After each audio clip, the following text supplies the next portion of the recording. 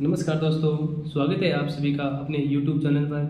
दोस्तों, हम आ चुके हैं एक और फिर से एक नई जानकारी के साथ। दोस्तों, अगर RPC first grade, second grade या थर्ड ग्रेड सामाजिक अध्ययन से अगर तैयारी करें तो हम आपके लिए जो एनसीईआरटी की जो बुक चलती है कक्षा 6 से 12 तक, उसके जो शॉर्ट नोट्स है वो अवेलेबल करा रहे हैं। तो दोस्तों, आज मैं इस वीडियो में आपको बताने वाला हूं कि जो कक्षा 6 से 12 तक है वो आपको जो एनसीईआरटी की शॉर्ट नोट्स है वो किस प्रकार अवेलेबल होंगी। तो दोस्तों, ये जो नोट्स है वो आपको हमारा जो टेलीग्राम चैनल है एसके क्लासेज ऑफिशियल, तो उस पर आपको ये पीडीएफ है वो उपलब्ध हो जाएगी। तो दोस्तों, इस वीडियो में ये जो नोट्स है कक्षा 6 से 12 तक के एनसीईआरटी की, उनको मैं आपको क्या रिव्यू कराने वाला हूँ। तो दोस्तों, वीडियो में बने रहें। तो दोस्तों, हम इस जो एनसीईआरटी के नोट्स है उसके कवर पेज पर आ चुके हैं और मैं आपको जो नोट्स है शॉर्ट नोट्स उनका रिव्यू कराने वाला हूं। तो वीडियो में ज़रूर अंत तक बने रहें। तो दोस्तों, सबसे पहले हम क्या जो नोट्स है एनसीईआरटी उसकी जो श्रेणी है वो कक्षा 6 से शुरू किए, और कक्षा 6 से जो हमारा जो सब्जेक्ट है जियोग्राफी, उससे हमारा जो क्या जो नोट्स है वो शुरू किए। आप देख सकते हो यहाँ पर कक्षा 6 का जो अध्याय नंबर 2 है अक्षांश व देशांतर रेखा। दोस्तों, ये जो नोट्स है ये मुख्य रूप से सेकंड ग्रेड सामाजिक अध्ययन के लिए बनाए गए हैं, यानी मुख्य रूप से किसके लिए, सेकंड ग्रेड के। और ऐसा नहीं है कि ओनली सेकंड ग्रेड की है, या आप थर्ड ग्रेड फर्स्ट ग्रेड उसके भी काम में आने वाले हैं। तो यहाँ पर देख रहे हो कक्षा जो 6 का भूगोल का जो पार्ट अध्याय नंबर 2 है वो है अक्षांश व देशांतर रेखा। तो दोस्तों, इसमें दिया गया है अक्षांश और देशांतर रेखा। तो इसमें जो मेन पॉइंट है वही दिया गया है, यानी शॉर्ट यानी एक पार्ट है वो हाफ पेज में यानी आधे पेज में दिया गया है। यानी जो अध्याय नंबर 2 है आप देख सकते हो यहाँ पर, मतलब आधे पेज में ये नोट्स है दिया गया है। ऐसा नहीं है कि हम सभी चीज़ें इसमें लिख रहे हैं। जैसे भारत का सभी को पता है कि भारत का अक्षांश और देशांतर विस्तार क्या है, कितना है, तो वो मैंने क्या इसमें नहीं लिखा है, क्योंकि जो हमें आती है जानकारी वो हम क्यों लिखें। हमें तो जो इम्पोर्टेंट लगती है, यानी कि ये हमारी जो सामान्य बुक में नहीं मिलती है वही लिख रहे हैं। जैसे यहाँ पर देख सकते हो आप, यहाँ पर दिया गया है रूस को 11 मानक समय में बांटा गया है। इस प्रकार जो मेन फैक्ट है वही लिखे गए हैं। इसमें क्या है, ज़्यादा थ्योरी वो इसमें क्या है नहीं लिखी गई है। फिर आप देख सकते हो यहाँ पर दिया गया है अध्याय नंबर 3 पृथ्वी की गतियाँ, और ये कक्षा 6 का अध्याय नंबर 3 है पृथ्वी की गतियाँ। तो इसमें दिया गया है कि घूर्णन पृथ्वी का अपने अक्ष पर घूमना, और पृथ्वी कक्षीय तल पर 66.5 डिग्री का कोण बनाती है। तो इस प्रकार जो मोस्ट है वही दिया गया है। जैसे प्रदीप्ति वर्त किसे कहते हैं, उत्तरी आयनित क्या है, देख सकते हो। आगे मैं आपको दिखाता हूँ, ये देख सकते हो आप, अध्याय नंबर 5 है वो है पृथ्वी के प्रमुख परिमंडल। तो इसमें दिया गया है जो मेरियाना ग्रंथ है ये विश्व का सबसे गहरा ग्रंथ है, और इसकी जो गहराई है वो 11,022 मीटर है। तो आप देख सकते हो दोस्तों, अच्छी लैंग्वेज में ये अच्छी हैंडराइटिंग में नोट्स लिखे गए हैं। इनको हम क्या है आसानी से क्या है रिवाइजन कर सकते हैं। और ये कक्षा 6 का क्या है चार पार्ट है वो क्या है कंप्लीट हो चुके हैं।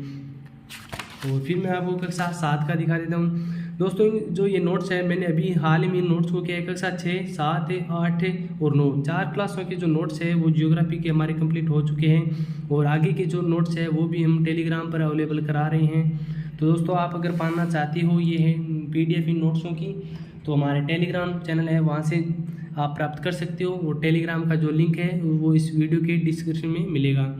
फिर देख सकते कक्षा 7 का जो हमारा अध्याय नंबर 2 है हमारी पृथ्वी के अंदर।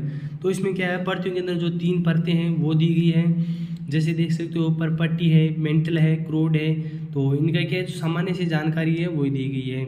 ज़्यादा इसमें क्या है हमने जो थ्योरी है वो नहीं लिखी है, मेन जो पॉइंट है वही लिखी है।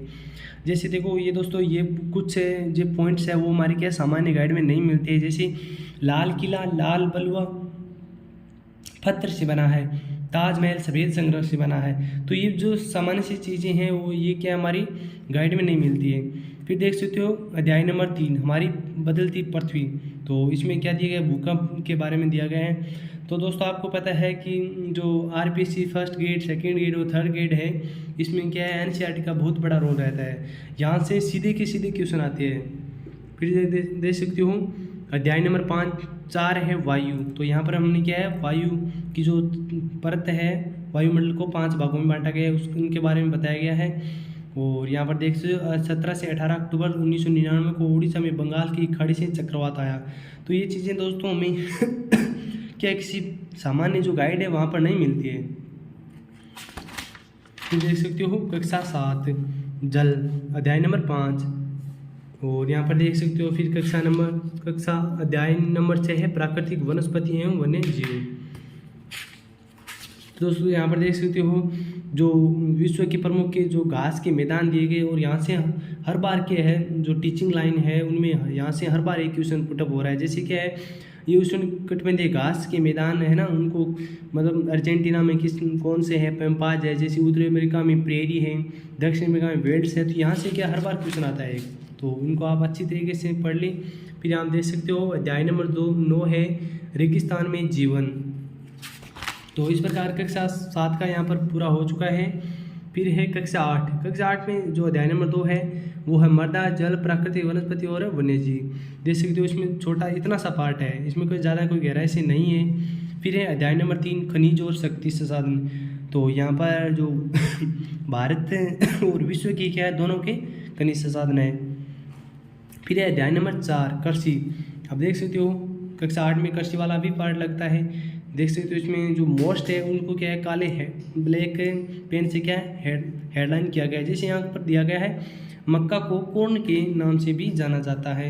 फिर है पटसन जिसे सुनहरा रेशा कहा जाता है।